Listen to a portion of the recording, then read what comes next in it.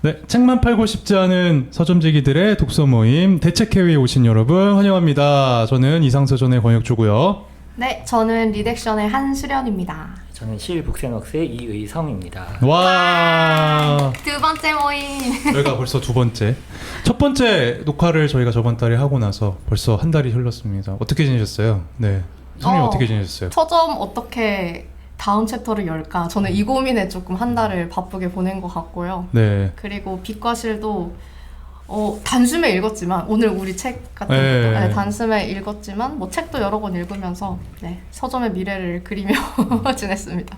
네, 의성 대표님 어떠셨어요? 저도 지금 하고 있는 이제 클라이언트와의 어떤 작업과 또 이제 실북센웍스에서 사람들과 좀 뭔가 이야기를 만드는 일에 좀 매진했던 시간이었고요. 이제 한편으로는 바쁜 와중에서 사실 저 역시 책을 읽기가 쉽지 않은데 맞아. 이제 저희의 이 모임을 위해서라도 이제 이번 책을 읽게 된 게 저한테는 하나의 좋은 어떤 장치였던 것 같고요.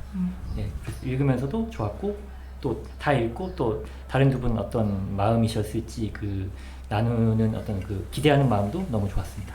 지금 되게 저도 공감이 됐던 말이 보통 저희가 이제 책방을 서점을 다 운영하고 있으니까 저희들에 대한 즐거운 오해 중에 하나가 서점 사장님들이니까 책 많이 읽으실 것 같아요라고 하는데 사실 저희 책 읽을 시간이 그 쉽지가 않잖아요. 정말 어려워요. 아, 이게 시간 내서 읽는다는 게 진짜 쉽지 않은 것 같고 맞아요. 그리고 뭔가 계속 이제 서점이 굴러가게 하려면 이제 각자 일을 해야 되니까 아, 이게 저희가 즐거운 오해를 그냥 저는 즐기면서 많이 보지 못하지만 그렇게 지내고 있습니다. 저도 이제 저번 회차 올라간 거 보고 계속 이제 수련님이 저희가 좀 아쉽게 이제 그걸 풀로 이제 올리지를 못해가지고 그걸 이제 쇼츠로 이제 활용을 했었었는데 그거를 보면서 이제 저도 아쉽다는 생각이 좀 많이 들었어요. 아, 이거 진짜 좋은 얘기 많았었는데 길게 이렇게 쭉 올렸으면 좋았을 텐데 하나 아쉬움이 있었지만 그래도 너무 좋은 얘기들 나눌 수 있어가지고 오늘도 사실 전 되게 기대하는 마음으로 왔는데 주변 분들은 어떠셨어요? 주변에 이렇게 저희 첫 번째 그 글쓰기 생각쓰기 저번 달에 읽었던 책 그 올라간 거 보고 어떠셨어요?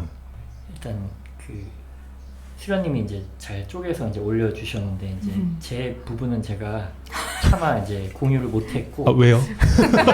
아, 제일 좋은 내용들이 거기에 엑기스들이 다 있었는데. 그러니까 응축된 게 있는데. 네, 아니 제가 이제 제 어떤 스스로 알을 지금 깨지는 게 스스로. 쉽지 않아서 겸연쩍음에 공유 못하고 있다가 이제 혁주님 파트 나오고 이제 그걸 재빠르게 일단 했고요. 이제 그 자격과 자질에 대한 말씀을 해주신 부분도 이제 당시 저희 얘기 나눌 때도 너무 좋았지만 맞아요, 그걸 맞아요. 또 이렇게 압축해서 담았을 때 또 사람들에게 많이 알려주고 싶어서 일단 공유를 했을 때 너무 사람들이 다 어떤 뭐 쓰는데 필요한 어떤 자격에 대한 이제 고민을 조금 덜어낼 수 있었다라는 말씀도 많이 해주셨고 그래서 다들 너무 좋았다는 반응을 많이 말씀해 주셨습니다. 의성 대표님 지인분들의 반응도 리덱션에서 똑같았던 것 같아요. 아무래도 리덱션 손님층이 좀 30대 초중반 고객분들이 많고 또 직장인이나 막 자기 사업을 막 시작해가지고 일과 삶에 굉장히 고민이 많은 분들이 많아서 뭐 예를 들면 요즘 AI 시대가 이제 도래됐다 보니까 얘랑 어떻게 맞먹어야 되나 같이 살아야 되나 그런 이야기들을 저희가 또 글쓰기를 겸해서 나눴잖아요. 그래서 의성 대표님이 이제 그런 것들은 사실 글쓰기의 의미는 과정에 있지 않나라는 것에서 좀 큰 인사이트를 얻었다는 피드백도 많았었어요. 그러니까 되게 저도 그 책 자체가 가지고 있는 느낌은 되게 아날로그적인 그 글쓰기 기법에 대한 책들인데도 불구하고 이게 AI라는 어떤 새로운 영역으로 확장해서 생각해 볼 수 있었던 게 맞아요. 사실은 이제 의성님이 이게 확장해 주신 어떤 그 토대가 너무 좋았다라는 맞아요. 생각이 들어서 저는 이제 아주 사적인 부분이지만 뭐 이제 서점에서 이제 독서 모임 할 때 뭐만 하면 이제 좀 약간 AI를 갖다가 이제 주제로 좀 껴넣으면은 그렇죠. 되게 생각보다 그게 시의성도 있고 확장성도 좀 생기고 다들 관심도 있고 맞아요. 그리고 경험하고 있는 어떤 이슈들이 많으니까 되게 좋더라고요. 그래서 약간 좀 치트키를 얻어간 느낌이어서 되게 좋았습니다. 맞아요. 그렇게 해가지고 저희가 이제 첫 번째 회차를 이제 녹화를 하고 오늘 이제 두 번째 녹화를 위해서 준비한 책은 한강 작가의 이제 빛과 실이라는 책을 저희가 준비를 했잖아요. 어쨌든 저희가 이제 책만 팔고 싶지 않은 서점지기들이라고 대책회의에 어떤 앞에 수식어를 달았는데 꼭 그런 것 같아요. 이제 책이라는 게 그 자체로도 되게 중요하고 의미가 있지만 또 이것과 또 관련된 여러 가지 이야기들을 같이 나눠볼 수 있는 것, 그리고 또 각자 서점들이 해야 되는 역할들을 추구하고 있는 데서 약간 이 책이 또 맞닿아 있는 지점이 있을 것 같아서 다양한 이야기를 좀 섞을 수 있지 않을까? 빛과 실을 했는데 어떠셨어요? 일단 네. 전체적인 어떤 느낌을 먼저. 네. 일단은 의성 대표님이 기대됩니다. 네. 어디까지 얘기를 해야 되는지 저도 이제 네. 어디까지 이제 수련님이 어떤 그 에디트 편집이 중요해지는. 제가 잘 크롭했습니다. 일단 전 두 가지 마음이 들었는 네. 게 하나는 뭔가 그 노벨 문학상을 수상하신 이후 이제 강연문이라든지 그 소감이 이제 어떤 생생하게 담긴 텍스트를 확인할 수 있는 책이었다라는 점에서 너무 좋았고 또 이 책에 담긴 또 한강 작가님께서 이제 각각의 책을 집필하시기 위한 어떤 동기라든지 마음가짐에 대한 부분들은 전 너무 좋았거든요. 근데 살짝 아쉬웠던 건 이제 그 부분을 제외하면 어떻게 보면 이제 정원 가꾸는 어떤 일상에 대한 기록이라든지 네. 근데 이제 이런 부분들은 저는 이제 큰 개인적인 의미를 찾기는 쉽지 않았다. 다만 이제 그렇기 때문에 이 책이 시의성이 있다라는 거는 전 너무 동의하고 그래서 사람들이 많이 궁금해했겠다라는 생각이 드는 한편으로는 뭐랄까 제가 조금 더 기대했던 중량감 면에서는 조금 아쉬웠다. 하지만 또 두 번째 든 생각으로는 뭐랄까 너무 책에 대해서 우리가 뭐랄까 이제 한강 작가님의 뭐 산문집이라고 했을 때 너무나 기대하는 바가 또 큰 건 아닐까. 어떤 상품이든 책을 제외하고 다른 상품들은 물론 그 상품의 어떤 뭐 본질이나 상품성 자체가 중요한 경우도 있지만 시의성이 중요한 상품도 있잖아요. 저는 그런 면에서 이 책 역시 시의성이 중요한 상품이 아니었을까. 그래서 너무 뭐랄까 이제 기대했던 바가 담겨 있지 않아도 저는 그 시기 적절했다라는 점에서는 좋았던 책이라고 생각을 했습니다. 그 시기 적절했다라고 하는 게 이제 너무 늦지 않게 이 맞아요. 책이 그러니까 새로 한강 작가의 신작이 나왔다는 어떤 그런 맞습니다. 네 얘기를 그러면서 이제 문학과 지성사의 어떤 편집팀의 그 기민한 어떤 정말 뭔가 청각을 다투던 어떤 그 앞단에서의 과정이 있지 않았을까. 맞아요. 약간 좀 이렇게 어쨌든 큰 상을 받고 나서 너무 오랫동안 또 뭔가 신작이 안 나오거나 그러면 뭐 팬이나 독자나 아니면 또 일반 분들이 뭔가 왜 이렇게 또 이제 지지부진한 거지라고 이제 하면서 막 보통 이제 그렇게 해가지고 나오는 뭐 작가들의 책이 막 9년 만에 신작, 뭐 13년 만에 신작 이런 거 되게 많아. 5년 만에 신작 이런 거 되게 많잖아요. 근데 그런 어떤 갈증을 그래도 적절한 시기에 해소할 수 있어서에서는 되게 좋은 의미였다고 생각이 저도 드는 것 같고, 저도 사실은 이 책을 보면서 그러니까 여기서 사실은 저는 한강이라는 이름을 빼고 나면 말씀하신 의성 대표님 말씀하신 것처럼 어떤 이 산문집에 가지고 있는 아주 커다란 뾰족한 매력이 있을까라는 생각을 했어요. 왜냐하면 이런 산문 이런 글들은 우리가 또 발굴하면 또 좋은 책을 만나볼 수 있는 기회가 많이 있으니까. 근데 또 여기만의 가장 큰 특징은 이제 노벨 문학상 수상 뭐 강연, 그다음에 뭐 소감 이런 것들이라는 아주 특별한 소재가 있을 뿐이지만 사실은 그 뒤에 정원 가꾸기라든지 이런 것들은 굳이 꼭 한강 작가가 아니어도 어디서든 만날 수 있는 또 그런 산문이 아니었을까라는 점에서는 이 책이 가지고 있는 무게감 자체는 저는 약간 그냥 뭐 손흥민이 그냥 뭐 약간 조기 축구에 나와서 그냥 가볍게 그냥 이렇게 볼을 차고 간 느낌. 근데 그 손흥민이 뭐 우리 조기 축구에 오면 얼마나 좋아요. 기분 좋잖아요. 네. 그런 어떤 그냥 즐거운 마음으로 한 번쯤 환기할 수 있는 책이 아니었나. 저도 그렇게 생각을 했고, 그럼에도 불구하고 이 안에 이제 저도 이제 나름대로 이제 한강 작가님이 쓴 어떤 그 정원에 대한 이야기와 그 다음에 이제 그 노벨 문학상 수상 그게 두 개가 뭔가 주제가 좀 대치가 되면서 느끼는 좀 새로운 영감의 지점들이 있었던 것 같아요. 뭐 하나하나 저도 이따가 한번 얘기를 해볼 텐데 그 수련님은 어떠셨어요? 저는 두 분이 다 요약을 잘 해주셔가지고 덧붙이면 좀 사적인 영역에서 좀 많이 생각이 들었던 것 같아요. 뭔가 그 작별하지 않는다나 집필하시면서의 과정을 앞에 좀 적어주셨잖아요. 맞아요. 네. 사실 그 과정은 이 책이 아니면 볼 수 없었을 것 같아요. 그러니까 다들 정말 그 작별하지 않는다도 막 7년 만에 딱 완성하셨고 그러니까 그런 정말 과정을 되게 압축하시긴 했지만 저 요즘에 과정에 많이 꽂혀 있다 보니까 네, 중요하죠. 네, 그 과정을 알 수 있어서 아 그래 이렇게 종이에 되게 평이하게 단조롭게 글을 쓰는 이 작업도 이분은 되게 온몸으로 춤추시면서 이제 쓰시고 느끼시고 하셨구나. 그래서 과정을 좀 깨달을 수 있어서 앞부분은 그런 부분이 되게 좋았습니다. 진짜 그 앞에 그 부분을 보면서 저도 드는 생각이 그 소설을 쓴다는 게 네. 약간 인생과 시간을 걸고 쓰는 작업인가라는 생각이 진짜 왜냐면 또 이제 너무나 이제 또 깊이감이 있고 맞아요. 묵직한 주제들을 다루다 보니까 약간 인생을 갈아넣는 느낌이 든다는 생각이 좀 많이 들었어요. 저도. 네.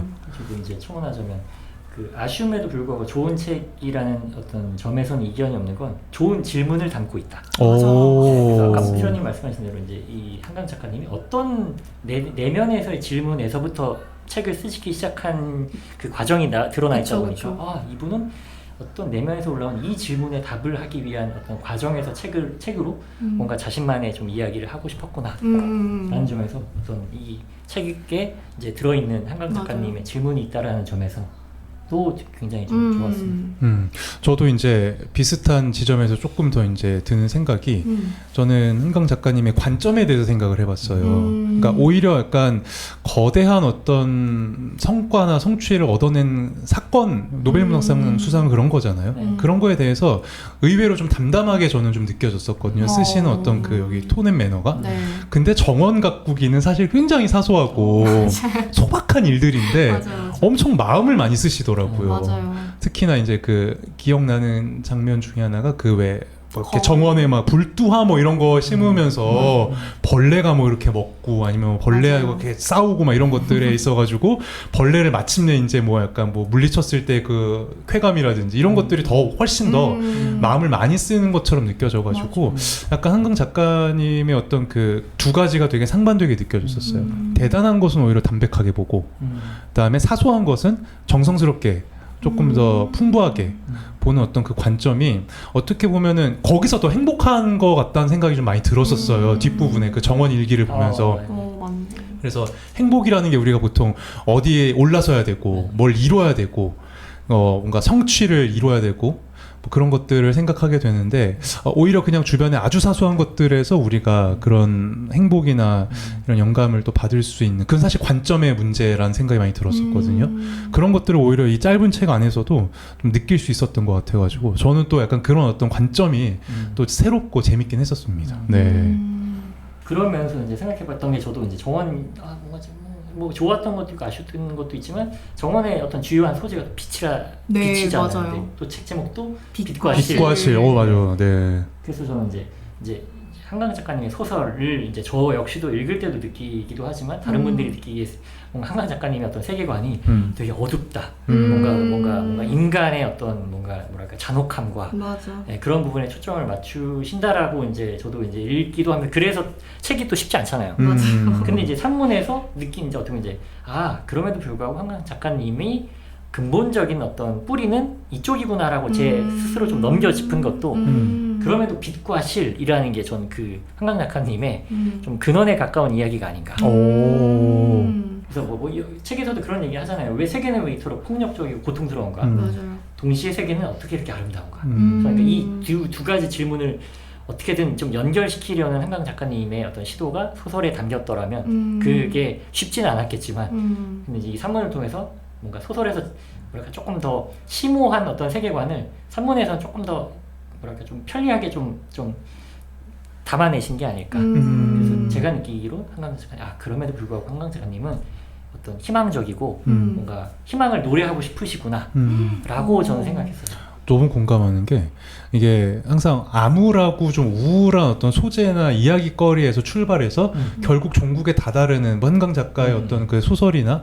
산문이나 이런 것들을 봤을 때 종국에 다다르는 마음은 희망인 것 같아요. 일단 뭉클함이라든가 그러니까 맞아요. 기분 좋게 끝날 수 있거든요. 항상 그런 어떤 되게 즐거운 그 후기가 있어서 항상 다시 또 신작이 나왔을 때 찾아보게 되는 것 같아요. 맞아요. 근데 전반적인 어떤 그 배경이나 이야기들의 톤은 굉장히 좀 뭔가 그레이시 하잖아요. 예, 좀 쇠맛도 좀 나고 잿빛 쇠맛 이런 느낌이 나잖아요. 근데 약간 저는 이제 방송 일을 하다 보니까 방송이랑 좀 영화랑 좀 이제 작법이 좀 제가 영상 작법이 좀 다르다고 느꼈던 게 뭐냐면 그 영화는 빛을 만드는 거거든요. 어둠에서 빛을 만들잖아요. 조명으로 만들잖아요. 그래서 이제 내가 원하는 어떤 뭐 형체가 됐든 메시지가 됐든 뭐 영상의 어떤 미장센이 됐든 이런 걸로 이제 빛을 가지고 만드는 작업이 영화 쪽에 가깝다면 방송은 완전히 밝게 해요. 예, 완전히 조명을 완전히 밝게 한 다음에 그냥 이제 입체감을 주기 위해서 이제 그림자를 만드는 거죠. 그러니까 밝은 상태에서 그림자를 만드는 작업과 어둠에서 빛을 뚫어서 뭔가 거기에다가 메시지를 입히는 작업은 좀 같은, 그래서 영화 같다, 뭐 약간 우리가 방송 같다 이 느낌이 다른 그 느낌이 그거거든요. 그래서 방송 스튜디오 가보면 엄청 밝아요. 조명이 막 365개가 달려있어요. 막 엄청 밝은 상태에서 이제 약간 조절을 하면서 그림자를 만드는 작업이거든요. 방송에서의 약간 작법은. 근데 영화는 이제 그렇지 않고 어둡게. 그래서 약간 우리 왜 그 넷플릭스나 이런 거 볼 때 낮에 영화 보면은 안 보이잖아요. 막 하도 어두워가지고. 예. 뭐 수리남 이런 거 보면 어두워서 보이지도 않아. 막 이런 맞아. 보통 이제 영화는 이제 어둡게 한 다음에 조명으로 이제 빛을 만드는 작업들이니까 약간 저는 그 한강 작가님의 이런 어떤 작법 자체가 약간 그런 영화를 만드는 것과 비슷한 생각이 좀 들었었어요. 어둠에서 자기만의 빛을 쏴서 그 희망의 메시지로 결국은 뭔가 끝내는구나. 근데 여기도 약간 좀 그런 끝날 때 기분이 좋게 끝나요. 네. 맞아. 이 뭐 원래 산문집 자체가 좀 어둡게 만들려고 하신 건 아니었지만 그 태도나 그런 마음 씨가 너무 느껴져가지고 항상 되게 좀 너무 팬으로서 이제 감복하면서 보게 되는 것 같아요. 네. 아까 빛과 실 얘기를 하셨는데 진짜 근데 저는 빛과 실이라는 게 그냥 지은 것 같다는 생각은 안 들었었거든요. 나름대로 이제 느껴지는 그 의미가 있었을 것 같아요. 네, 뭐 어떠셨어요? 빛과 실이라는 그 제목을 보고 나서는? 저는 아까 말씀드린 대로 한강 작가님의 어떤 전반적인 톤이나 글 쓰는 어떤 글을 쓰시는 이제 분위기가 자체가 조금 어둡다라고 이제 느낄 수 있지만 그럼에도 불구하고 작가님이 말씀하시고 싶은 건 결국 희망과 아름다움이거든요. 맞아요. 네. 그쪽에 아주 강렬한 빛을 뭔가 쏘이고 싶어 하시는구나 에서의 빛이었고 실은 결국은 연결의 의미이잖아요. 그래서 결국은 인간의 어떤 뭐랄까 우리가 잔혹하고 서로에게 막 전쟁과 여러 가지 서로를 비난하고 혐오하고 하는 어떤 세계이지만 그럼에도 불구하고 우리는 더불어 살 수밖에 없고 그 안에서 우리는 관계 맺고 또 연결될 수밖에 없다라는 그 근본적인 이야기를 하신 게 아닌가. 또 어쩌면 그 연결에서 치유도 되고 회복도 되고 또 그런 이야기를 담으신 게 아닐까라고 저는 한번 넘겨짚어 봤습니다. 좀 빛과 실이라 해서 실이 여기 뒤에 네. 작가님이 쓰신 어렸을 적 실 있잖아요. 네, 금실. 사랑이란 무엇일까? 우리의 가슴과 가슴사이를 연결해주는 금실이지라는 이 실의 실과 그리고 뒤에 정원일기에서 나오는 빛을 되게 조금 움트는 희망적으로 네이밍을 지으셨다라는 생각을 들었어요. 왜냐면 어쨌든 우리 모든 삶에는 사실 명암이 있잖아요. 그렇죠. 네, 근데 그것에서 빛이라는 키워드를 굳이 쓰신 것은 그런 걸 조금 더 전달하고 싶지 않았나? 라는 생각이 들었었어요. 네. 중간에 그 희망 관련된 시도 있었고, 맞아요. 네, 제가 너무 좋아서 막 밑줄을 박박 그었는데. 그리고 결국 모든 사람을 꿰 수 있는 보편적인 정서가 저도 이제 사랑이라고 생각하거든요. 그런 면에서 이제 작가님이 사랑에 대한 이제 문장도 있으셨고, 저도 이제 그 부분이 되게 그냥 멍하니 계속 보게 되더라고요. 우리 말씀하신 대로 사랑이란 무엇일까에 대한 말씀이 있고, 사랑이란 어디에 있을까? 그 사랑이란 뭘까라는 대답이 이 제목이 아닐까요? 이렇게 탁 응축했던 그 대답이. 결국은 이제 뭐 사랑에 대한 이야기를 꼭 하고 싶었었던 그 마음을 마지막에는 맞아요. 느낄 수 있었던 것 같아요. 참 이런 거 보면 이제 이게 8살 때인가 이제 쓰셨다고 했었던 그 일기의 한 부분을 가지고 온 건데 이게 이제 우리가 의미를 갖고 봐서 이제 그렇게 보여지는 걸 수도 있고 맞아요. 사실은 이제 그냥 어린이가 그냥 생각 없이 쓴 것도 있을 수 있고 맞아. 직관적으로 쓴 것도 있을 수 있겠지만 참 이게 재밌다는 생각이 많이 들었어요. 그의 이름 앞에 이제 우리가 이제 붙게 되는 여러 가지 의미를 이제 자꾸 곱씹어보게 되는 수식어들이 생기니까 또 그것도 되게 뭔가 영재 모먼트 같은 아티스트 모먼트 같은 느낌처럼 좀 느껴지는 것도 역시라도. 역시 맞아, 역시 뭐 떡잎부터 예. 그런 마음이 또 문득 드는 것도 부정할 수는 없는 것 같아요. 맞아. 저는 이제 빛과 실 이거 저 이상서전에서 한번 이렇게 두고 한번 그 팔았거든요. 네. 근데 좀 약간 재밌는 포인트 중에 하나는 궁금해요. 그렇게까지 매출이 막 좋진 않았어요. 네. 왜 그랬을까? 회고를 해보자면, 예. 그러니까 약간 이건 이제 좀 여기에서 이제 확장해서 한번 얘기를 해보고 싶었던 저 이제 뭐 다른 분들도 이제 하고 싶은 이야기거리가 있겠지만 네.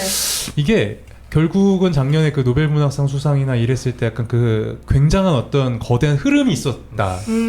하지만 그 사람들이 한강 작가의 팬이 되는 건 아니었구나 라는 거를 그냥 저는 좀 느꼈어요. 네, 전 개인적으로 좀 그렇게 작년에 제가 그 한강 노벨문학상 받았을 때 디 에센셜 한강이라는 책을 했었는데 그거는 막 진짜 막 추가 막 입고를 할 정도로 굉장히 좀 인기가 많았었고 그게 과연 그 사람들이 다 사서 이제 책을 보게 될까는 이제 나의 영역은 아니지만 그 자체를 사는 것만으로도 굉장히 조금 소비적으로 어떤 내가 문화를 누리는 어떤 그 느낌을 저도 많이 받았단 말이에요. 근데 이번에는 그런 느낌으로까지 연결되지 않았던 것 같아요. 네. 어떤 것 같으세요? 이번에 좀 약간 주변에서 느끼는 직간접적인 반응 같은 거를 뭐 느껴본 적이 있으세요? 약간 이 책에 대해서? 저도 생각보다 네. 제 예상 네. 소년연가 뭐 72자 빵빵 했다가 조금 잠잠할 때쯤 이 책이 나왔으니까 그렇죠. 맞아요. 야, 이거 더 터지겠구나라고 이제 잘못 예단했는데 잘못 예단. 물론 이제 기본적인 판매량 자체는 높죠. 네. 맞아요. 아직도 베스트셀러 뭐 상위권이죠. 네. 그런데 제가 막 뭔가 더 크게 생각했던 그만큼은 아닌 걸 보고 맞아요. 네. 저도 올프님이랑 비슷하게 어떻게 보면 이 독서 시장에서도 결국 이제 진짜 팬이 있고 또 그다음에 이슈에 올라타기 위한 사람 그런 층들이 또 분명히 있구나 라는 생각이 들면서 한편으로는 저도 그게 누군가한테는 또 이제 기회가 될 수 있겠다 라는 생각도 들었거든요. 기회라는 건 어떤? 그러니까 이슈가 한강 작가님이든 뭐든 네. 그 이슈 사람들이 어떻게 보면 저 책을 사서 봐야 돼 라는 어떤 뭔가 여론 네. 분위기만 잘 조성하면 일단 덮어놓고 살 사람 그러니까 가격 때문에 혹은 나는 한 달에 뭐 한 권도 읽지 않아 라고 했을지라도 네. 책을 안 사는 건 아니구나. 사람들은 이슈에는 반응한다. 그러니까 새로운 어떤 셀링 포인트가 생기는 거네요. 꼭 책이 훌륭하거나 그런 거는 차치하더라도. 네. 네. 주변에서 다 저 책을 얘기하네? 그러면 이제 나도 일단 편승해야 될 것 같고 뭐 드라마나 뭐 이런 것들은 다 비슷한 경향이 있잖아요. 어떤 드라마를 뭐 넷플릭스 드라마를 뭐 사람들이 다 얘기한다. 그럼 나도 그 줄거리를 알고 있어야 될 것 같아. 그것 때문에라도 뭐 구독을 한다든지 그 마음은 책도 다를 바가 없구나 라는 생각을 한번 했었습니다. 맞아요. 그리고 이제 결국은 이제 이 책 자체가 한강 작가의 작품들이 쉽지 않잖아요. 네. 접근성이 조금 네. 저도 항상 이렇게 사는 분들 처음 접하시는 분들한테도 참 그냥 막상 권하기는 좀 쉽지 않은 것 같아요. 맞아요. 그런 생각 좀 들잖아요. 뭐 소년이 온다 이런 거 쉽게 권할 수 있겠어요? 오히려 독서에 대한 흥미가 이제 빠르게 식을 수 있죠. 역시 책은 나랑 안 맞. 역시 책은 어려워.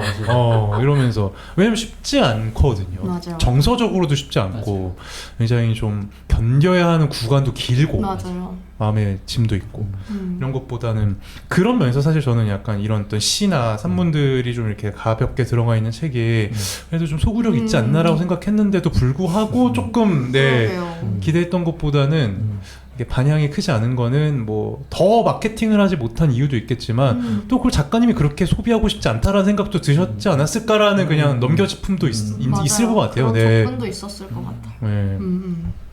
이거 다른 분들은 어떻게 생각하시는지 좀 궁금하거나 좀 주제거리나 이렇게 이야기거리를 생각해 보신 게 있으세요? 다른 대표님들은? 저는 조금 폭넓게 문학에 대해서 얘기를 해보고 싶었어요. 오호. 문학까지? 좋아요. 뭐 너무 어렵게는 말고 왜 지금 이 시대에 문학을 읽어야 하나? 뭐 이런 이야기도 좀 해보고 싶었어요. 어떻게 보면 사랑에 대한 이야기일 수 있겠네요. 네, 맞아요. 네.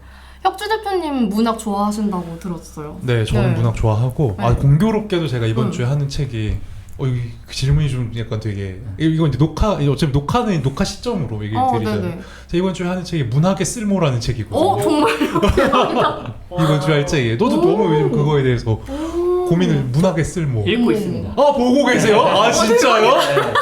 분홍색 표지인가요? 분홍색인가 연보라색인가? 왜? 와, 그거. 진짜 네. 소름이다.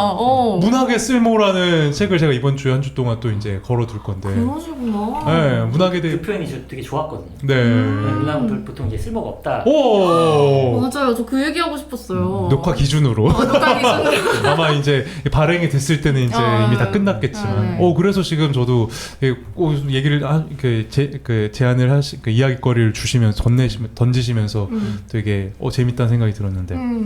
저는 문학 좋아하는데 딱 그 지점에서 이제 고민이 되는 그 부분이 있는 것 같아요. 문학이 그 유용한가? 네, 삶에 유용한 걸까라는 생각을 했을 때, 그러니까 실용과 미학을 따지자면 문학은 지금 약간 오히려 더 실용보다는 미학의 영역으로 더 이제 가고 있는 걸까? 맞아요. 사람들이 느끼기에는 그런 어떤 데서 출발을 하는 것 같아요. 항상 의문이. 근데 저는 소설이나 이런 어떤 문학 작품을 이제 대유했을 때 그런 것들이 가지는 의미가 약간 사람을 좀 뭔가 깊고 좀 이해할 수 있게 된다라는 어떤 표현을 해주셨었거든요. 네, 그러면 네. 이제 사례로 얘기했었던 게 집회에 나가는 어떤 많은 어떤 사람들이 있는데 이해가 안 되잖아요. 그 군중에 있는 그 사람들은 군중들은 이해가 안 되지만 그 사람 중에 만약에 나와 직접적으로 연결이 되어 있는 뭐 나의 부모님이라든지 나의 지인이라든지 혹은 나의 친구라고 한다면 그 사람의 인생을 돌아보고 우리가 이해하게 된다면 거기에 나가 있는 그 사람의 모습을 이해하지 못할 이유는 없다. 문학이라는 건 사실은 그렇게 한 사람이나 어떤 하나의 상황을 굉장히 집중적으로 조명을 해주는 데 역할이 있기 때문에 사람을 이해하든 세상을 이해하든 그런 거에 굉장히 미시적인 단초가 된다는 점에서 그때 이제 그걸 의성님이 얘기해 주신 거를 제가 되게 아직까지 이렇게 무슨 약간 뭐 시일야 방성대곡처럼 이렇게 외우고 있잖아요. 네. 그러게요. 네, 그러니까 그게 되게 약간 인상 깊었던 것 같아요. 그게 약간 제가 이제 간접적으로 느꼈었던 문학의 쓸모였을까? 근데 이제 저 스스로 생각했을 때는 문학이야말로 저는 글쓰기의 원형이다라는 생각을 할 때가 많아요. 그냥 저는 그냥 되게 그냥 단초적으로 그렇게 생각하는 것 같아요. 우리가 흔히 생각하는 작가, 약간 그 작가 원론, 그러니까 보수적인 거죠. 작가론에 대해서 저도 우리가 역사적으로 위대하다 그리고 어떤 명망이 있다라고 하는 작가들의 결은 다 저는 문학가였다고 생각을 하고 있는 것 같아요. 그냥 그거 어떤 관습대로 생각을 하고 있어서 그런 것들을 계속 내가 멀어지지 않게 하기 위해서는 문학에 내가 계속 두드려야 되고 친하게 지내야 되고 거기서 느끼는 어떤 피드백이나 이런 것들은 두 번째 문제고 그게 가장 저는 글의 원형이라고 생각을 하고 있는 것 같아요. 그래서 제가 좋아하는 문학의 어떤 원형이 그런 게 아닌가 하는 생각이 들고요. 유성님 말을 제가 끌어다 써갖고 좀 죄송합니다. 이게 직접 하셨던 달달달달 외우고 계시네요. 어떠세요? 약간 이렇게 달달달 외우는 이걸 보면 좀 뿌듯하신가요? 아니면 좀 감사합니다. 괜한 걸 좀 얘기해가지고 저거 네, 되게 좋은 것 같아요. 좋은 말씀을 네. 해주셔가지고 그래서 그러니까 책을 좋아하게 된 계기가 문학이었거든요. 이제 저는 개인적으로 이제 박민규 작가님. 박민규 네. 멸종됐잖아요. 맞죠. 산미 슈퍼스타즈. 맞아요. 멸종된 생물이잖아요. 네. 작품 활동을 아예 안 하시죠. 안 하실 거예요. 거의 뭐 절필됐죠 거의. 네. 맞아요. 그래서 뭐 죽은 왕년을 위한 파판들을 네. 비롯해서 어떻게 이제 혁수님께도 말씀드렸던 어떤 뭐랄까 이해되지 않는 누군가에 대한 이해의 여지를 저는 박민규 작가님의 글을 보면서 좀 배울 수 있었다. 다 뭐 악인 혹은 뭐 도저히 이해 못할 것처럼 보이는 누군가도 다 자기만의 사정이라는 게 있구나를 어떻게 보면 이제 박민규 작가님의 어떤 위트 있는 그리고 해학적인 글을 통해서 뭔가 이제 봐왔다 보니까 뭐랄까 좀 자연스럽게 문학에 쓸모를 생각을 했었던 것 같고 그건 전 여전히 지금도 유효하다라고 보지만 문학이 결국은 이제 기능이 전 이야기 자체의 즐거움과 그 다음에 이제 누군가를 이해할 수 있는 시각을 좀 넓힐 수 있다라는 점이라고 하는데 그게 점점 의미가 점점 축소되고 있는 것 같거든요. 왜냐하면 세상에는 즐거운 이야기거리가 너무 많잖아요. 맞아. 그렇죠. 영상을 비롯해서 하다못해 텍스트 콘텐츠도 웹소설이 더 자극적이고 그러다 보니까 이제 문학까지 접하기까지의 그 과정이 상대적으로 제가 어린 시절보다 지금 요즘 분들이 접하는 기회나 그 계기가 그렇게 더 많은 것 같지는 않다라는 아쉬움도 있었고 어떻게 보면 이제 그런 열망 누군가에게 조금 그 문학이 됐건 어떤 책이 갖고 있는 좀 본질적인 그 즐거움 수단으로서가 아니라 그거를 좀 뭐랄까 좀 알려주고 싶다. 그게 저한테는 책 판매로는 귀결된 것 같진 않아요. 하지만 어떤 그런 시일이라는 공간에서 그 대면을 통해 좀 알려주고 싶다. 또 그 이야기를 좀 나누고 싶다라는 열망이었던 것 같아요. 그게 저한테는 이제 시일이라는 공간을 좀 만들어보고 싶은 배경이기도 했고.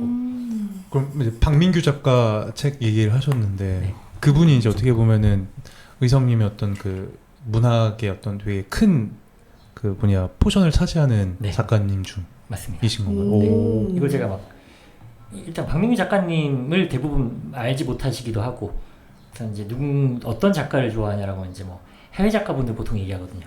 근데 이제 본질적으로는 저는 사실 제 마음 가장 깊숙한 곳에는 박민규 작가님이 계시거든요. 네. 그래서 그분의 글쓰기도 전 되게 굉장히 좋아하기도 하고. 그러니까 인상적인 살면서 누구나 이제 인상적인 문학이 있을 수 있잖아요. 네. 근데 저도 이제 소설에 좀 한정해서 얘기를 했을 때, 저는 사실 이제 항상 늘 얘기하는 저의 인생책은 이제 앞으로도 얘기 많이 들으실 거예요.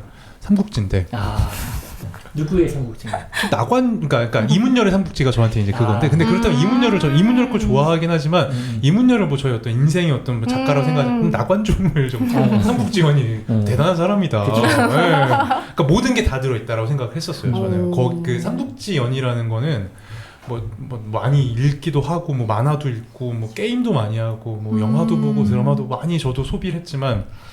결국은 그 안에 들어있는 것들은 뭐 스토리의 힘도 대단하고 캐릭터라이징도 대단하고 그 다음에 처세란 어떤 그 뭐 경제 경영 자기 개발의 어떤 영역에서도 굉장히 활용도가 높고 역사라는 어떤 그 흐름의 관점에서 봤을 때도 굉장한 어떤 인사이트가 있고 그러니까 모든 것이 다 갖춰진 완벽한 그러니까 근데 대하 소설이잖아요. 저는 그 지점이 사실은 약간 의성님이 얘기하신 거랑 조금 좀 맞닿아 있다고 생각을 했는데 그러니까 요즘은 이제 뭐 토지며 태백산맥이며 삼국지며 뭐 이런 어떤 대하 소설을 읽게 되는 긴 호흡의 어떤 문학 장르가 거의 멸종됐다고 봐야죠. 네. 그러니까 문학이라는 어떤 장르, 특히 뭐 특히 소설이라고 저는 생각을 하는 것 같아요. 소설이라는 장르는 그걸 다 담을 수 있는 그릇이라는 생각이 많이 들었었거든요.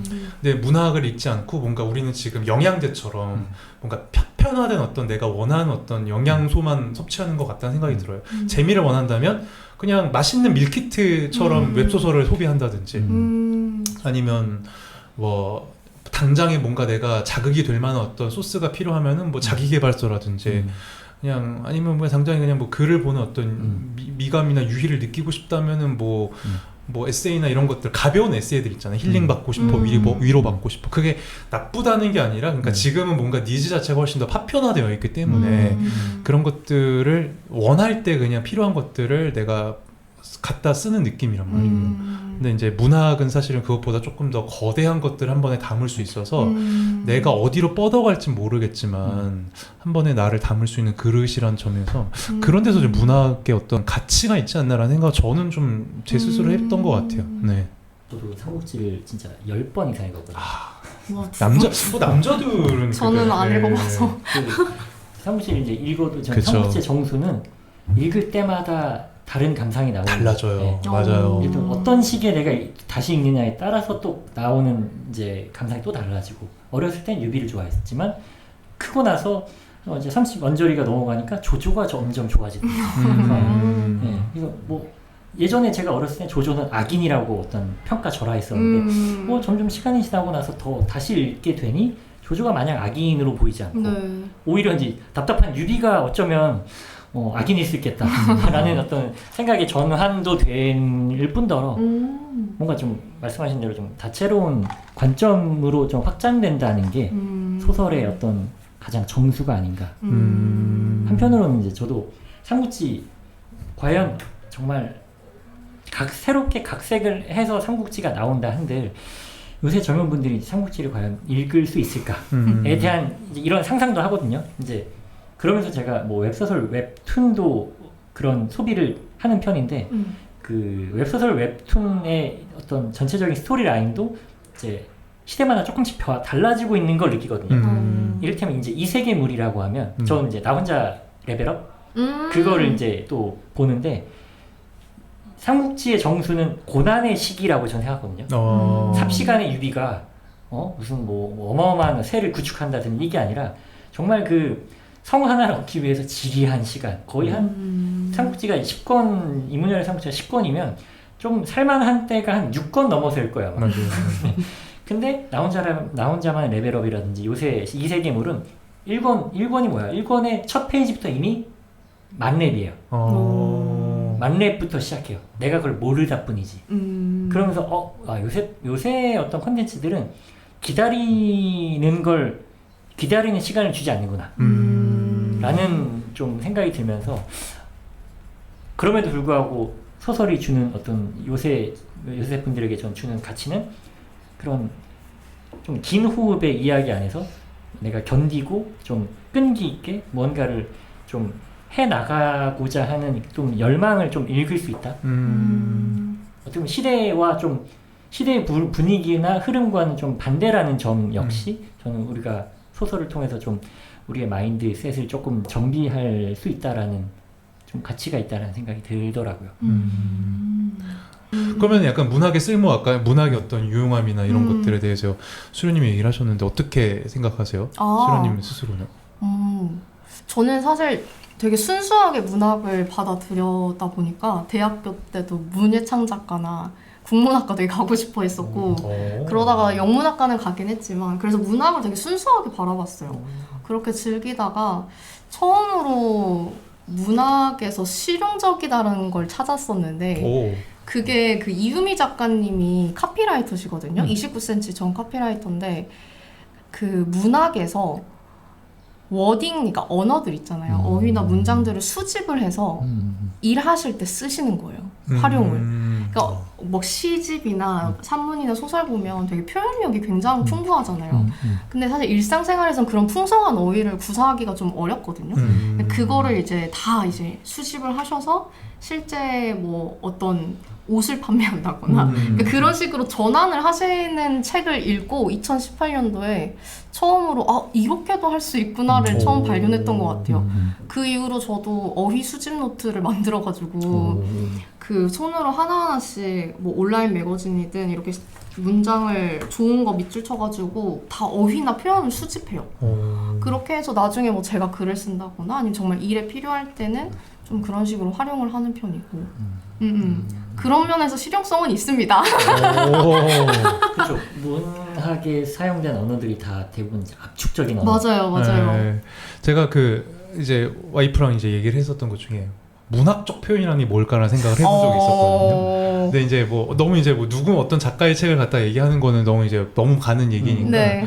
제가 그때 이제 예시로 얘기했었던 게 에픽하이의 가사는 약간 문학적인 부분이 있는 것 같다 라고 제가 이제 얘기를 하면서 예시를 들었었어요. 그러니까 그 상황이 이런 겁니다. 예를 들면 남자와 여자 있었는데 헤어졌어요. 네. 그럼 이제 그 헤어진 우리, 옛날에 가까웠다가 헤어진 우리를 표현하는 그런 어떤 그 표현법에 대해서 에픽하이가 표현한 것과 그 다음에 이제 그때 이렇게 하면 약간 조금 폄하하는 건가? 그 선미 노래에서 나오는 것이 좀 달랐어요. 가사의 어떤 느낌이 다르죠. 달랐어요. 맞아, 그걸 맞아. 이제 예시로 했었어요. 예를 들면 이제 뭐 가까웠다고 우리 멀어졌던 뭐 그때의 기억 뭐 예를 들면 그런 게 이제 일반적인 표현이라면 그 에픽하이 노래 중에 이제 연애 소설이라는 게 있는데 들어보셨나요 혹시? 알아요. 아시죠? 네. 우리 한때 자석 같았다는 거. 한쪽만 등을 돌리면 남이 된다는 거였네. 귀여운데 그러네. 예, 자석의 속성, 극이. 예, 같은 극이 되면 이제 한편의 멀어지. 시간네요. 예, 그게 제가 이제 그때 이런 게 문학적 표현이다라고 제가 이제 그러니까 얘기를 나누다가 이제 했었던 기억이 나는데 문학적 표현이라는 그러니까 문학에서 이제 좋은 표현이 나오는 것도 있지만 꼭 비유가 됐든 문유가 됐든 뭐 이런 어떤 기법의 문제만은 아닌 것 맞아요. 같아요.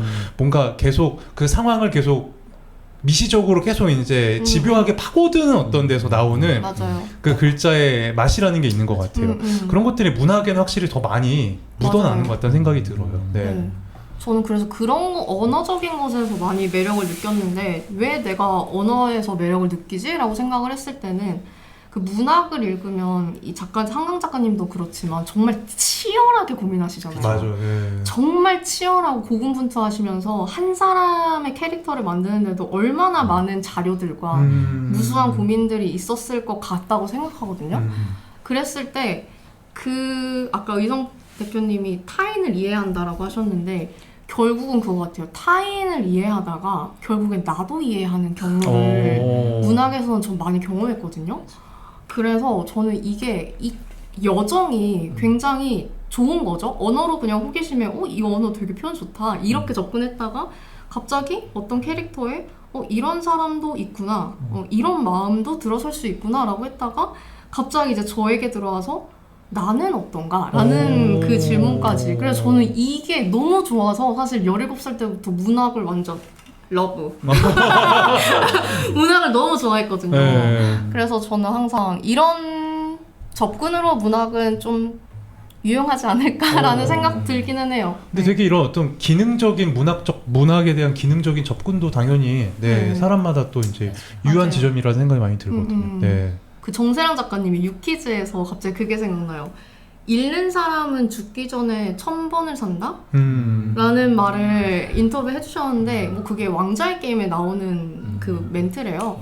근데 그게 결국에는 그거잖아요. 책을 통해서 우리의 인생은 되게 한정돼 있지만 약간 유한함을 무한하게 창조할 수 있는 게 결국 책으로선 가능하다 이런 말씀으로 저는 들어가지고 그런 부분이 문학에서는 되게 좋은 부분이지 않나? 라는 생각이 들어요. 뭐 앉아서 하는 여행이다 뭐 이런. 네, 맞아요.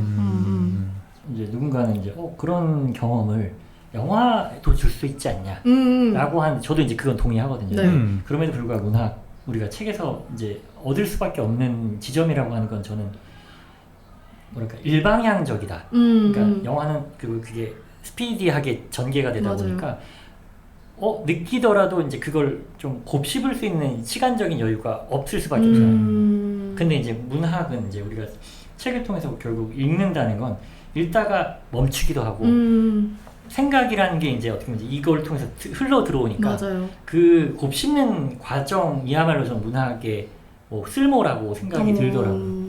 내가 좀 주도적이고 주체적으로 좀 사유할 수 있다. 맞네요. 영화를 보다가 끊을 수 없어.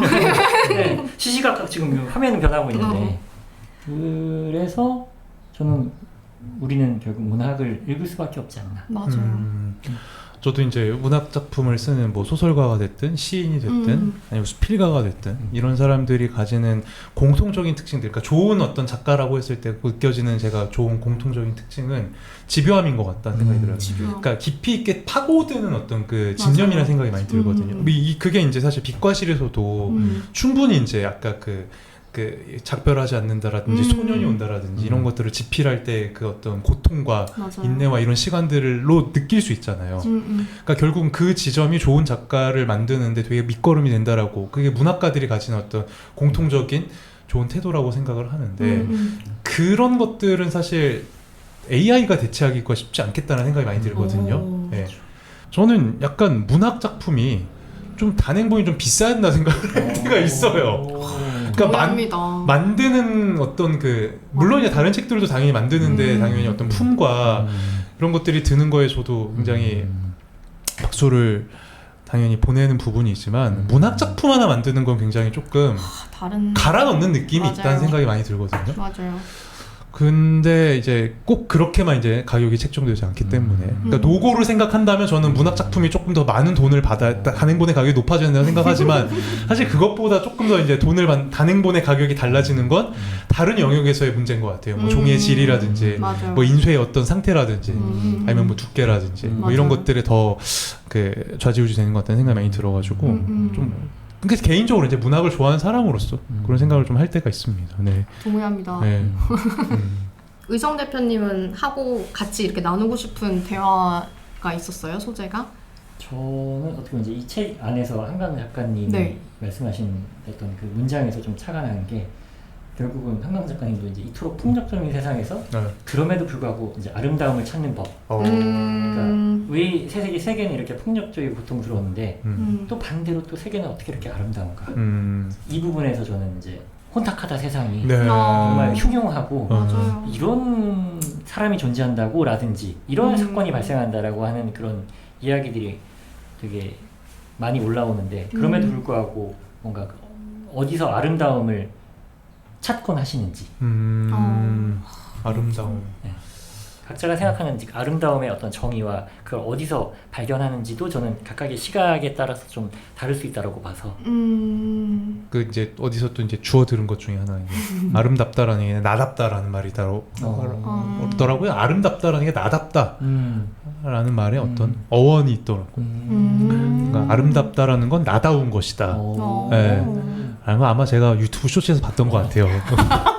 나중에 한번 이 영상 끝나면 팩트 체크 한번 하고. 팩트 체크. 네, 맞을 겁니다. 네. 그래서 기억력이 엄청 좋으시다. 그러니까 예쁘다와 아름답다에 대한 어떤 그 비교를 하면서 이제 그랬던 것 같아요. 예쁘다라는 건 이제 우리가 어느 정도 기준이나 그런 걸 통해 가지고 우리가 공통적으로 생각하는 어떤 부분에 대해서 예쁘다라고 생각하는 것 같고 아름답다라는 거는 사람마다 기준이 다를 수도 있잖아요.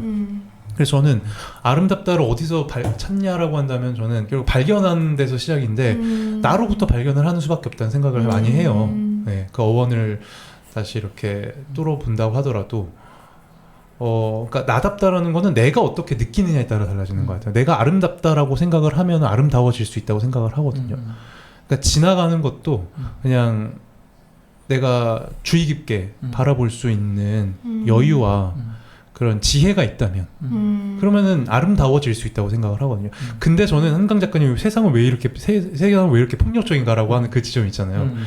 그렇게 생각하는 게 좀 낫겠다는 생각이 들긴 해요. 그러니까 디폴트는 악조건인데 그러니까 이제 아름답다라는 건 이제 발견의 미학이니까 발견할 수 있는 나를 만들어가는 게 아름다워질 수 있는 시작이지 않을까. 네. 그러니까 그렇게 세상이 아름다운데 왜 나는 아름답다고 느끼지 못하지라고 하면 좀 슬프니까 차라리 이렇게 왜 세상을 이렇게 폭력적이고 위협적이고 말도 안 되는 비상식적인 것들로 이루어져 있는가라고 차라리 디폴트를 생각한 상태에서 내가 아름다운 것들을 점조직처럼 만들어가는 게 약간 조금 그래도 살아가는 맛을 좀 느낄 수 있게 하는 좀 이제 지혜가 되지 않을까? 아까 말씀하신 것처럼 영화관적인 환경. 그렇죠. 네, 영화죠. 영화 같은 거죠. 그걸 지향하시는 거네요. 그렇죠. 네, 기본적으로 어둠인데 거기에다 빛을 이렇게 저렇게 만들어가 조명을 이렇게 저렇게 쏘여가면서 피사체를 이렇게 비추고 이렇게 빛을 만들어가지고 어떤 곳을 조명을 하고 포커싱을 하고 이런 것들이 뭔가 삶을 아름답게 만들어가는 그냥 기능적인 태도가 아닐까라는 생각이 저는 좀 많이 들었어요. 네. 저도 어떻게 보면 비슷할 수 있는데 이제. 그러니까 온라인 세계 우리가 대부분 접하게 되는 세계는 사실 모바일 속 세계잖아요. 네. 아, 그렇죠.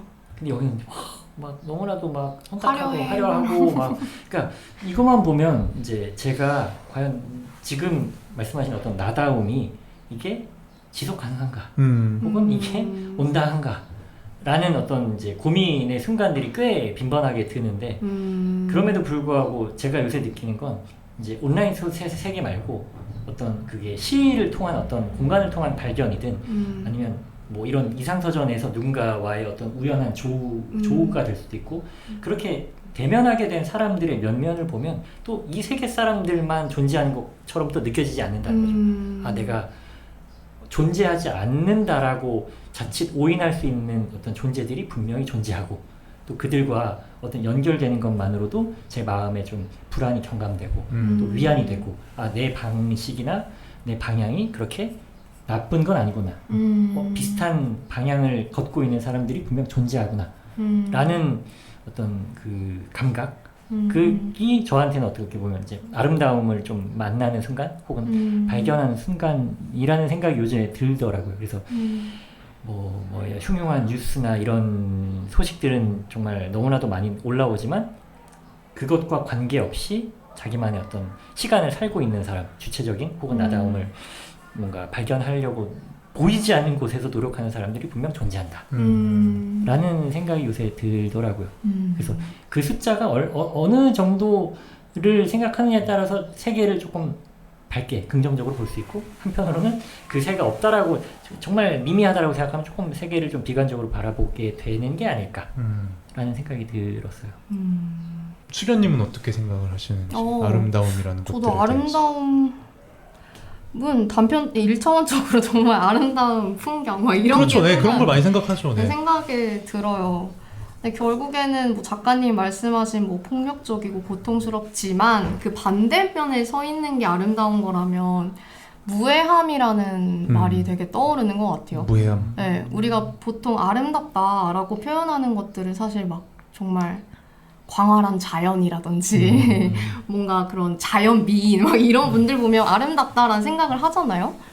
최근에도 쉬면서 정말 숲에 갔었는데, 절에 가면서 숲에 갔었는데, 와 진짜 서울에 이런 곳이 있어? 되게 아름답다라는 말이 나오더라고요. 근데 그런 곳에서는 나를 해하지 않고 타격을 주지 않는 그 조건에서 저는 아름답다라고 생각을 하는 것 같아요. 네. 작가님도 폭력적이고 이 고통스러운 세상 속에서도 아름다움을 찾으시는 건 사실은 그런 유해함 속에서 무해함을 찾으시는 과정이 아닐까라는 생각도 갑자기 드네요. 그러네요. 저희가 이렇게 어쨌든 계속 지금 막 얘기를 하면서 지금 시간이 막 흘렀잖아요. 네. 1시간이 좀 넘었거든요. 벌써요? 저 한 40분 40분 아예요. 네. 1시간을 지금 쭉 찍었어요. 네. 정말 네. 대화 하나 질문하면 물 것 같아가지고. 그러니까 저는 이게 문학 얘기를 할 줄은 몰랐었는데 네. 전혀 예상하지 못했었던. 근데 그러면 이제 동의하는 건 이제 빛과 실이라는 책이지만 사실 이 책을 관통하는 건 한강 작가님이고, 그렇죠. 한강 작가님 또 이제 문학, 맞아요. 노벨 문학상을 받았고, 네, 노벨 화학상도 아니고, 물리학상도 아니고, 맞아요. 평화상도 아니고 문학상을 받았잖아요. 네. 근데 역시 아까 이제 문학의 이렇게 어떤 그런 거에 대해서 얘기를 하셨지만 네. 결국은 이제 문학이 아직까지는 그래도 글로벌하든 뭐 약간 검증된 어떤 그 글의 영역에서는 역시 상을 준다라는 거는 예, 문학이라는 가치가 그 충분히 이제 인류에게 굉장히 큰 의미가 있다는 생각이 많이 드는 것 같아요. 보편적인 것 같다는 생각이 많이 들어요. 네. 맞습니다. 한강 작가의 이 책, 내가 생각했을 때 한강 작가의 정수라고 생각하는 어떤 책, 이 책은 사실 정수는 아니잖아요. 아, 네. 그건 공감하실 네. 것 같아요, 많은 분들이. 네. 내가 생각할 때 한강 작가가 가장 정수라고 추천할 만한 작품은 뭐 어떤 게 있을지. 네.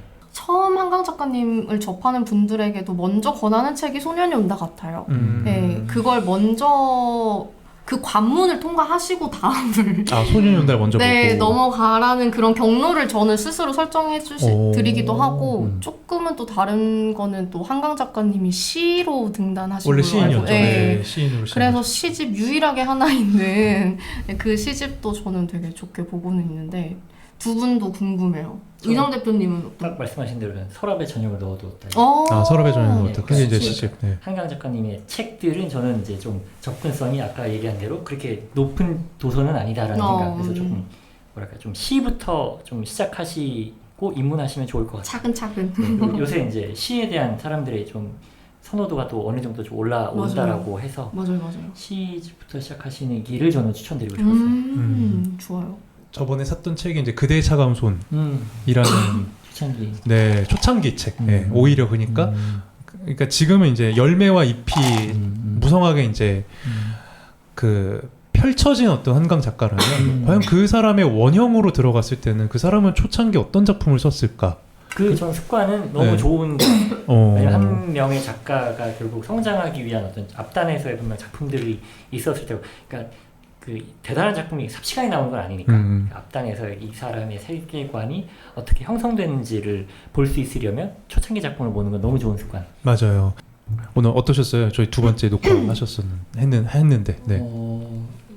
첫 번째 녹화에서 느낀 거지만 예상대로 가지 않는다. 네. 네. 그렇죠.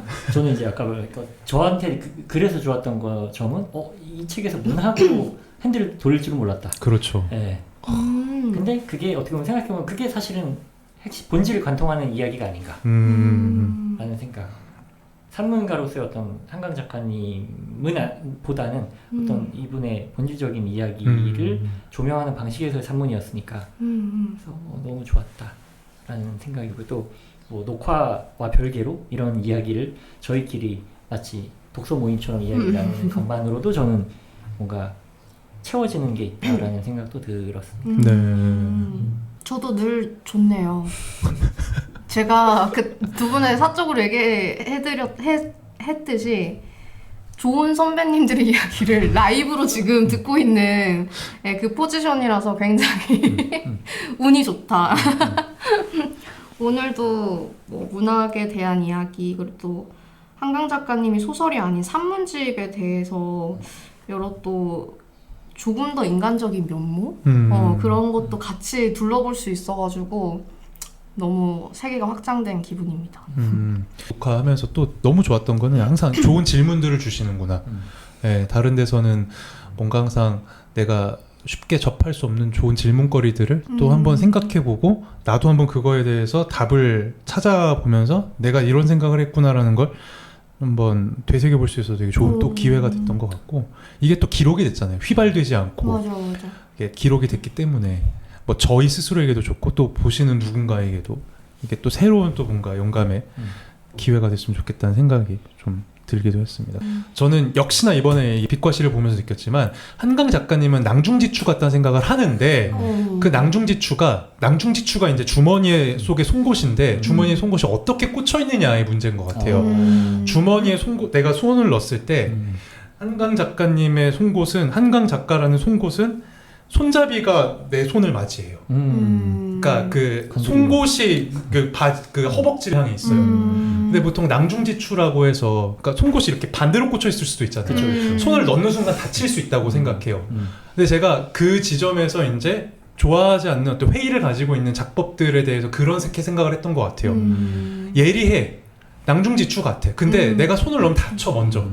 나를 다치게 하는 글들이 있어요. 자극적이거나 혹은 나를 뭔가 자꾸 주목을 끌게 하기 위해서 그냥 뭔가 선정적으로 이제 나를 먼저 이렇게 마케팅을 나를 하는 그런 어떤 작품들이 있다고 생각을 해요. 근데 한강 작가는 기본적으로 독자를 배려하는 사람이라는 생각이 많이 들었어요. 그게 이제 사실 이 산문집에서 많이 느꼈어요.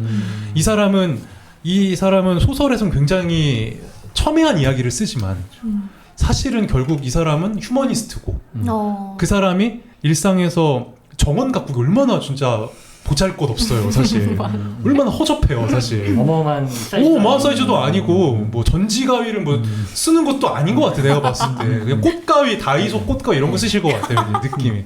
얼마나 보잘것없어요. 그러니까 기본적으로 삶을 대하는 태도 자체가 다정하고 휴머니즘적이고 이런 분이라서. 근데 이제 작품이 굉장히 첨예하잖아요. 그래서 약간 주머니 속에 송곳이지만 독자를 다치게 하지 않는 작가라는 생각이 많이 들어요. 네. 그래서 역시나 그런 어떤 삶의 태도를 이 빛과실에서도 느낄 수 있었어요. 저는. 초만하면 저도 말씀하시는 거에 웹 컨텐츠들, 그러니까 전 이제 유례 없이 어마어마한 텍스트가 쏟아지는 시대라고 생각하거든요. 그래서 사람들이 텍스트의 어떤 그 접근성이 정말 엄청 낮아졌다라고 생각해요. 역시나 모바일 속성을 통해서 우리는 눈 뜨면서부터 텍스트를 마주하게 되니까. 근데 그 텍스트에 담긴 어떤 온도와 태도가 과연 어떠하느냐라고 했을 때 말씀하신 대로 솔직함을 치장한 무례함이라든지 그렇죠. 뭔가 솔직함을 빙자한 그냥 송곳 같은 메시지라든지 그런 글들이 너무 많다라는 생각이 요즘 계속 들기도 하고 그런 면에서 조금 컨텐츠도 저는 결국 숙성될 시간이 필요하고 정제된 시간이 필요하다라고 하는데 저는 종이책의 어떤 장점은 어쩔 수 없이 생산 과정에서 정제되는 시간이 투여될 수밖에 없거든요. 웹은 바로 발행한단 말이에요. 맞아요. 수정 가능성이 물론 장점이기도 하지만 반대로 이게 너무 뭐랄까 그 정제된 시간이 너무 부족하다. 그런 면에서 우리는 너무 많은 컨텐츠들에 좀 뭔가 스크래치가 나고 있는 건 아닐까. 음. 근데 그거를 또 좋은 컨텐츠를 봐야 분별력이 생긴다라고 오. 생각하거든요. 근데 이제 이런 컨텐츠, 뭔가 웹 컨텐츠만 주로 너무 보다 보면, 물론 웹 컨텐츠 안에서도 좋은 컨텐츠들도 많지만 그 분별력을 기르기 위해선 정제된 컨텐츠를 내 눈을 조금 더 노출시켜야 될 필요는 있다라는 생각이 들면서 한번 말씀드리고 싶어요. 맞아요. 종이책은 한번 발행하면 사실 돌이킬 수 없잖아요. 진짜. 찍어내면. 그렇죠. 그렇죠. 네. 네, 너무나도 빠른 시대라서 저도 요즘 약간 호흡이 막 힘들다 뭐 이런 생각이 드는데 그럼에도 그런 건 있는 것 같아요. 정말 책을 읽으면 나의 이 느린 속도감을 존중받는 것 같아요. 네. 이해를 받고 존중을 받는 기분이 들면서 그래서 자꾸 책을 또 찾는 것 같고 그러니까 유튜브 그냥 다 요약본 볼 수도 있지만 굳이 이 종이를 손으로 만지면서 300몇 페이지까지 읽는 거는 나를 위해서도 있는 것 같아요. 네, 오늘 책만 팔고 싶지 않은 서점 지기들의 독서 모임. 입에 안 붙네요 아직. 네, 좀 더 이제 시간이 걸릴 것 같은데. 대책회의 두 번째 이야기는 여기서 마무리하도록 하겠습니다. 수고하셨습니다. 고생하셨습니다.